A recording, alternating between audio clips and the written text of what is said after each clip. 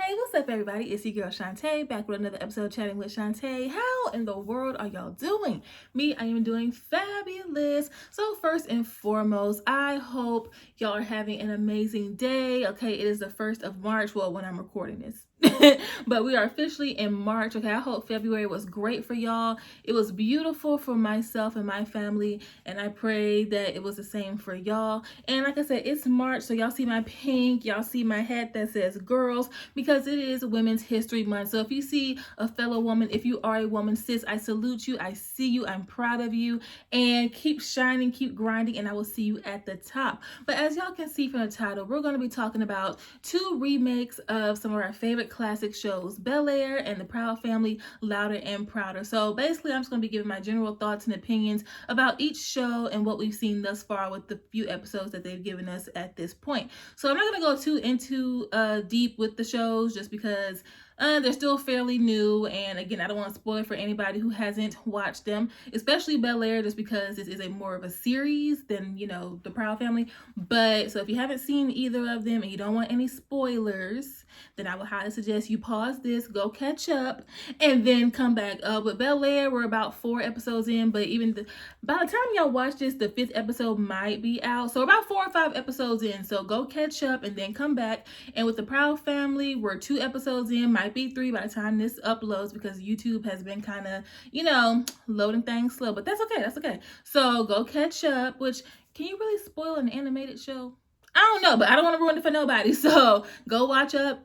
I can't talk, y'all. I'm sleepy and I just ate. Don't mind me. But basically, go catch up with all the shows and then come back and then we can chit chat. But if you're still here, I'm assuming you've caught up on everything and you want to get to talking. So without further ado, like, comment, subscribe, hit that bell so you're notified when I drop a video. Get your snacks, get your drinks, prop your feet up, and let's get it. Let's go. So I'm actually going to start with Bel-Air, and I have my notes here just so I can stay on track. All right. So basically, I absolutely love the way the new Bel-Air is going. Okay. Such a more drama-filled tone than the original Fresh Prince. Fresh Prince was more so comedic with serious, you know, moments. This new Bel-Air is a whole new generation, a whole new wave of drama, a little bit of comedy, but I absolutely love it. Twists and turns and all the other type of stuff. I can see it already happening. So basically, when everybody was talking about, oh, Bel-Air is so good, Bel-Air is so great, I was just like, oh, excuse me. I was like, I'm pretty sure it is, but do I feel like adding yet another subscription? Do I just feel like once you have 4 or more subscriptions, you should be able to pick one for free. Like, no matter if it costs or not, you should be able to get one for free, because this is a lot. All right. So that's why I wasn't in a rush, but I kept seeing seeing how much people were saying how good it was and stuff like that. So I was like, okay, let me watch this first episode because it was free, and let me get the feel for it and see if I actually like it. If I like it, then I might get the subscription. Needless to say, I got the subscription. That first episode had me like, oh, this is how we're going. Okay. And listen, y'all know we're in this new era, this wave. These past 5+ years, we've really been seeing a whole bunch of remakes and reboots and stuff like that. Some have been great. And others, they could have kept it in the drafts. They could have kept it, you know, where it was at. You know what I'm saying? That's no shade, no disrespect, but y'all know, okay? So I was like, oh my goodness. Because, you know, Fresh Prince for me is like up there with Martin and, you know, those type of shows. Like, just classic shows. And it's like, ooh, if y'all do this, do it right. And they're doing it right, okay? And so I love everybody on the show except for a couple of folks, okay? I'm giving a major side eye to Uncle Phil. Just saying.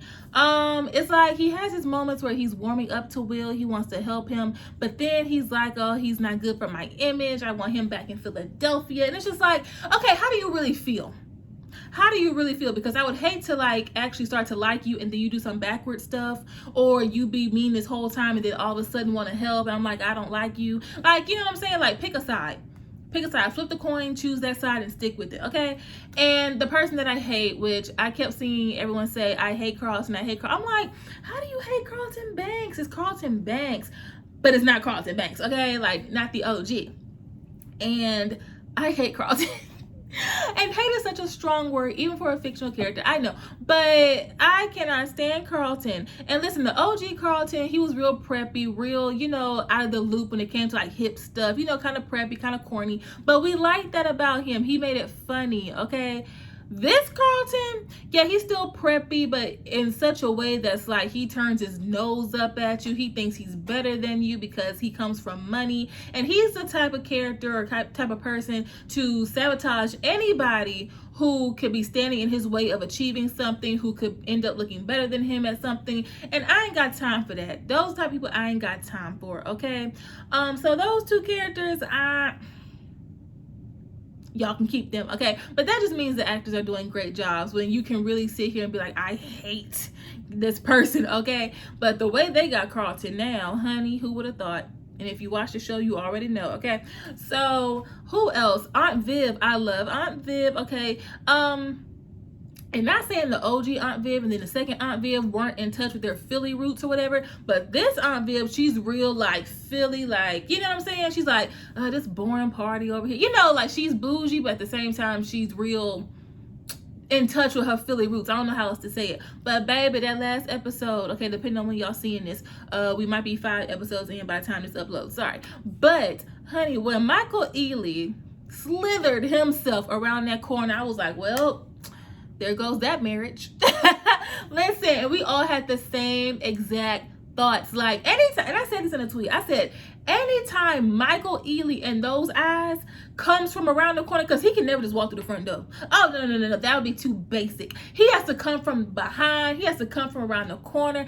Anytime Michael Ealy's fine self comes from around the corner and starts a conversation with a woman, it never ends well. Somebody gonna be cheating. He gonna be hiding under the bed. He gonna drop the kids. Listen, okay, listen, y'all know I'm right. So I was like, Lord, don't tell me Aunt Viv finna be cheating. But then again, we doing a whole new direction with this show. So listen, that'll be a part of the twists and turns that I'm pretty sure is gonna be filled in this series. So Lord, keep the marriage intact, okay? But I love Aunt Viv. She represents a lot of people, especially women who, when they were single or just dating their husband, they had their goals, their passions. She was an artist and she was excelling in it, and then once she got married, she really took on the role of just being a wife and a mom and pouring herself into her husband and her kids, which isn't a bad thing, but she lost sight of herself. So I think we're going to start to see her kind of get back to who she was before she was just a wife and a mom. You know what I'm saying? And I think a lot of people, especially a lot of women, can relate to that. So that's going to be an interesting way to see her character. Little Miss Ashley Banks. First of all, she is so cute. I love her. But baby, they were like, listen, if we're going to remake Bel-Air or Fresh Prince, well, we're going to give y'all some, curveballs. Ashley's gay, y'all. Ashley is gay. Ashley is gay, okay? And they were kind of hinting at it at one of the episodes, but then she confirmed it when she was talking to Hillary. Baby, I was like, oh, this is an interesting approach to Ashley. Okay, so I'm interested to see how they gonna, play that out. If her family finds out, how they gonna respond, because I'm pretty sure a lot of people, because at 12, I mean, you're young, but at the same time, you're old enough to start recognizing certain feelings or whatever, exploring, but not too much, but appropriate. I don't know how to word it, but enough for a 12-year-old to be like, okay, something's different or something, I'm feeling a way about this type of person or whatever. Okay, but maybe not able to like fully talk about it, if that makes, I don't know if any of that just made sense, but 12 is a very interesting age. I'll just say that. So who else before I get to my favorite character? Jehu. Never in a million years did I think, oh God, I need a moment. Thank you. I never would have thought in a million years I would say these words. I have a crush on Jeffrey from Bel-Air, Fresh Prince, Bel-Air. Never would have thought I would say those words. And listen, love Jeffrey, the OG Jeffrey the butler. Hilarious. Hilarious. Shady king, okay? But this new one, this 2022 Jeffrey, baby, That man is fine. And I love the approach that we're getting with him, because I was still thinking he was just a butler. I'm like, what, his uniform? He's chilling on the iPad. He playing pool. Now, what's going on? But he's more so like, Philip Banks's right-hand man, wingman. There's some business that needs to be handled. Jeffrey's the person to handle it. He knows the real reason why Will is in Bel-Air. He knows all the ins and outs and stuff like that. So he's there to make sure the family's safe, basically. And not really security, but, I don't know. He's just like the right-hand man. If something goes down, you call him. That man is fine. Okay? I want y'all to look into my eyeballs when I say this, because I want y'all to know how serious I am. That man is fine. I digress. I made a whole TikTok about it. That man is fine. Oh, thank you, Lord. Okay. So then we have other characters like Jazz and Trey and Will's mother. We have all those other characters, but let me get to my favorite character before we move on to talking about the Proud family. My favorite character has always been Hillary.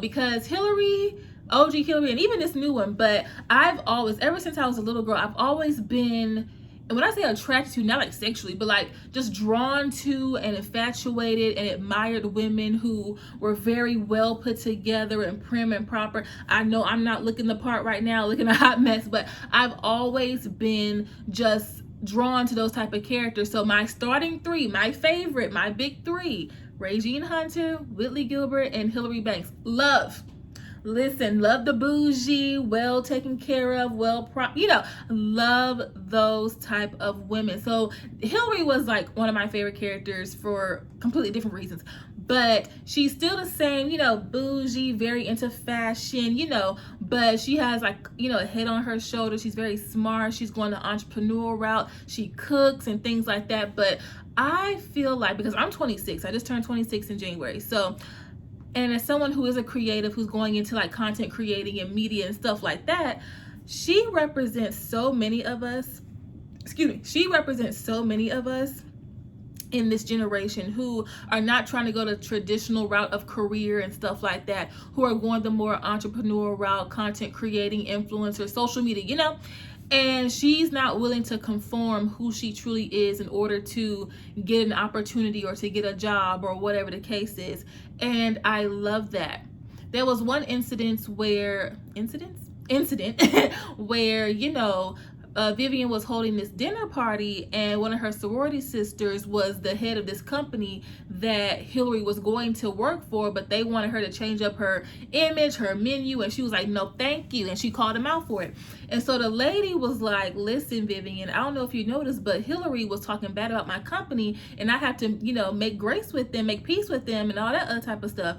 And Hillary was like, I am so sorry that I'm not sorry. I said, yes, okay, yes. And I love it because she's really staying true to herself. Not saying the OG Hillary didn't, but this is a whole new person, okay?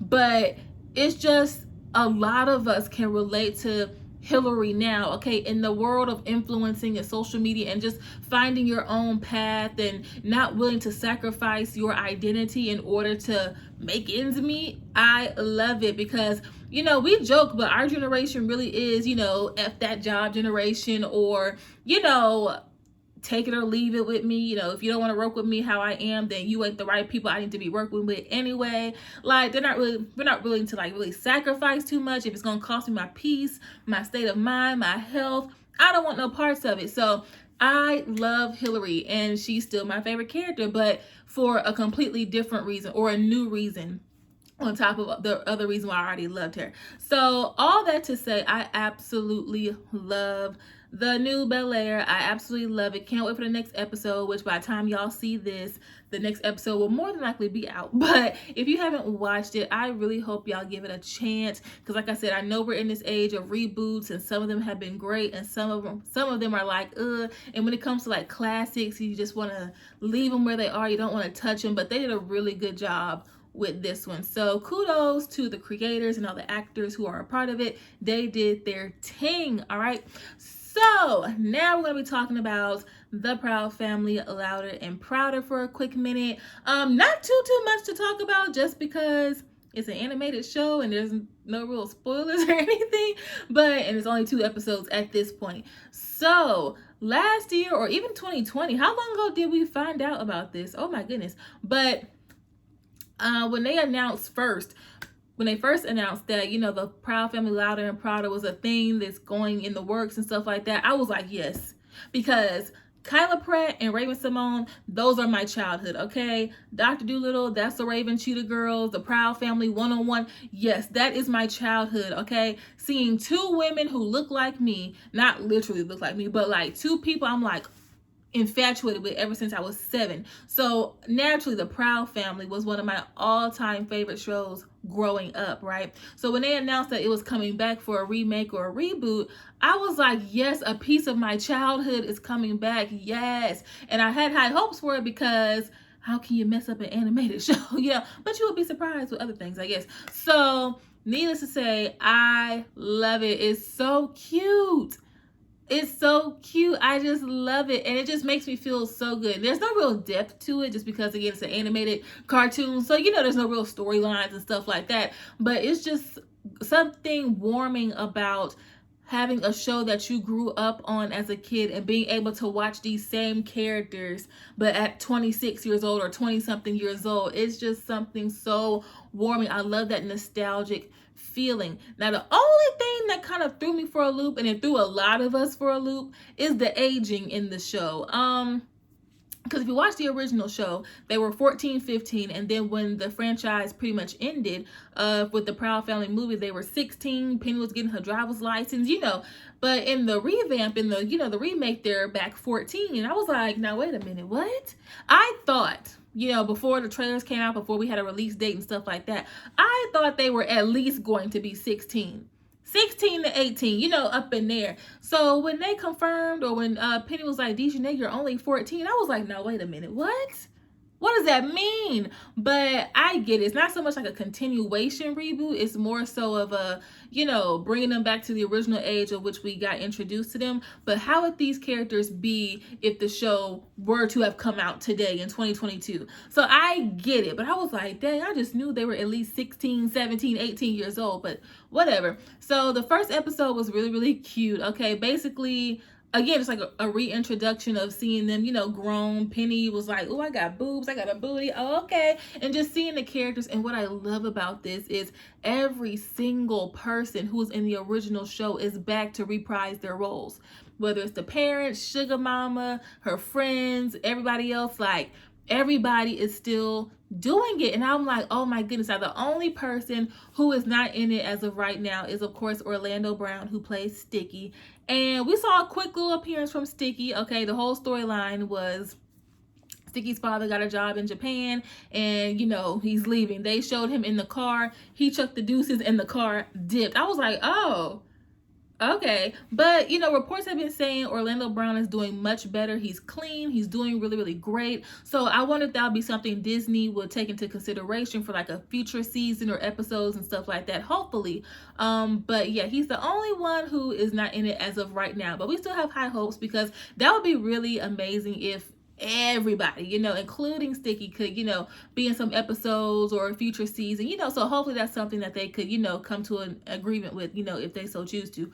But we do have some new people. Okay, we have our girl Keke Palmer. Listen, Keke Palmer is another one, a part of my childhood. Okay, she gets the checks.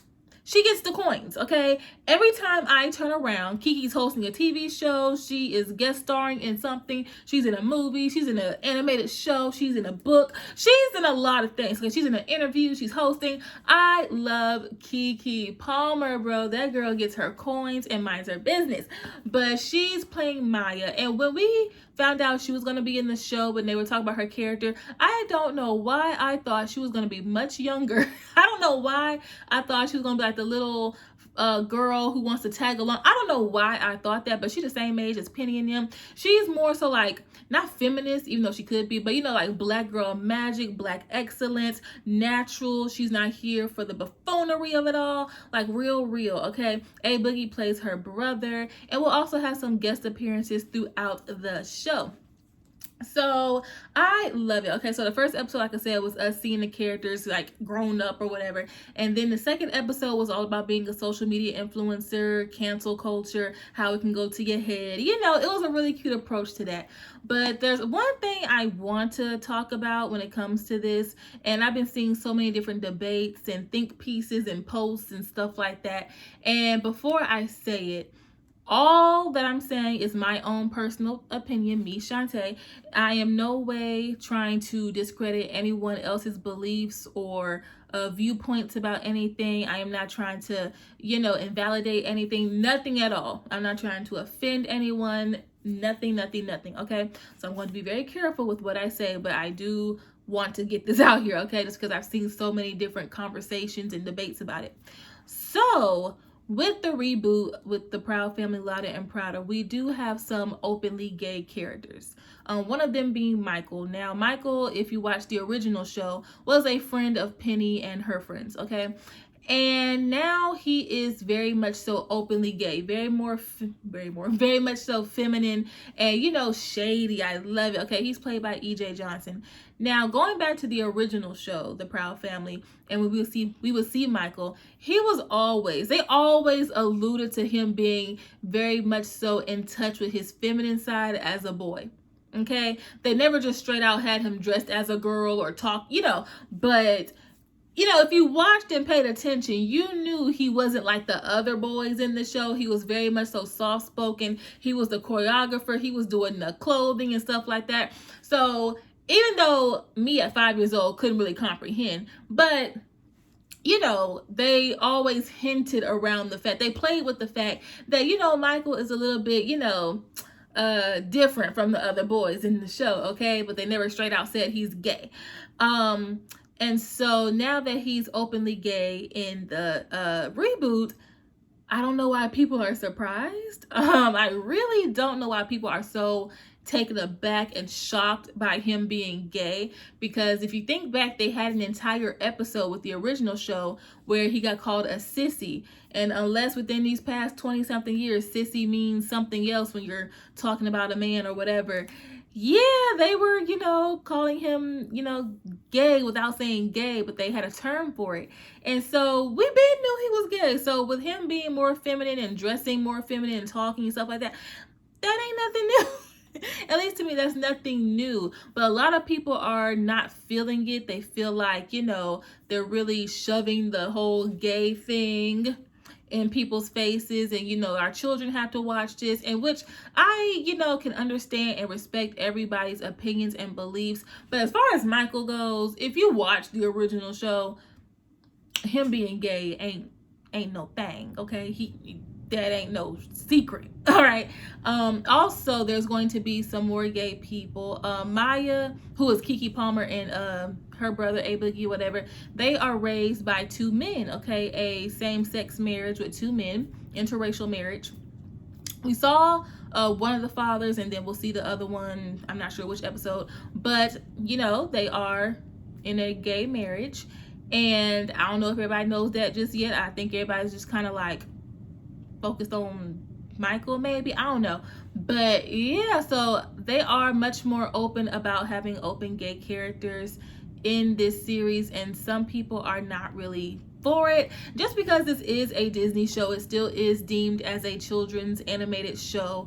And I'm not trying to say this as, it's 2022, get with the program, you can't escape it. Not saying it like that, but it's just going to show that with television shows and stuff like that, Disney shows, animated shows, we've evolved, okay? Because this, having openly gay characters and stuff like that on Disney, back when the show aired, like 2001, 2002, or 2005, whenever it ended, probably wouldn't have gone over so smoothly. So they got to hint around with the fact, but now they can be a little bit more open. And like a lot of communities, like the Black Lives Matter, our Black community, LGBTQ community, we've come so far, but we still have so far to go. But now you can see they are able to have openly gay characters in these type of programs and probably not receive as much backlash probably as they would have back when the show first aired, if that makes sense. So I don't know if that makes sense, but I'm here for it. I absolutely love it. I have no problem with it. Okay. But I do respect other people. Hello. Excuse me. I do respect other people's opinions and beliefs. I just pray that, no one's disrespectful. And if you don't want to watch it, or you don't want your children to watch it, that's completely understandable. And you have the free will to not watch it. But if I could just say one little thing, if we can just keep it real for 2.5 milliseconds, though I can understand, and listen, I'm not a parent, so I'm not trying to overstep my boundaries, trying to, however, I understand, if you're a parent, you probably want your kids to be introduced to characters on a TV show that you grew up watching. Like, mommy used to watch this. Okay.